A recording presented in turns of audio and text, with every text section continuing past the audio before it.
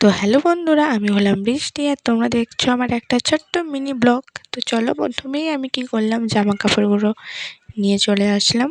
তো যেহেতু অনেকটা গরম পড়ে গেছে, সেই জন্যে আমি কি করব, শীতের পোশাকগুলো আমি আজকে তুলে রেখে দেবো। তো চলো, সেটুকুই আমি তোমাদের সাথে আজকে শেয়ার করব।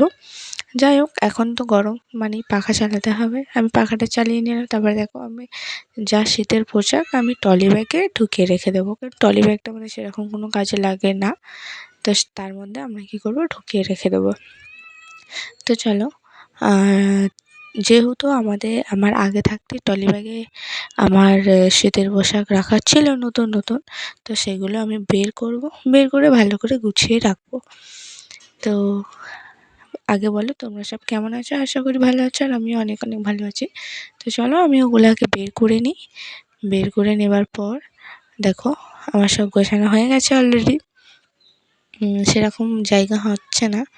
তো যেহেতু ট্রলি ব্যাগটা ছোট না, মানে মোটামুটি ঠিকই আছে, আমাদের দুজনের হয়ে যাবে। তো এগুলো তো শীতের পোশাক, মানে মোটা মোটা জিনিস, সেই জন্যেই একটু প্রবলেম হচ্ছে। আমি ঠিক ম্যানেজ করে রেখে দিয়েছি। তো দেখো, আমার গোছানো কমপ্লিট হয়ে গেছে।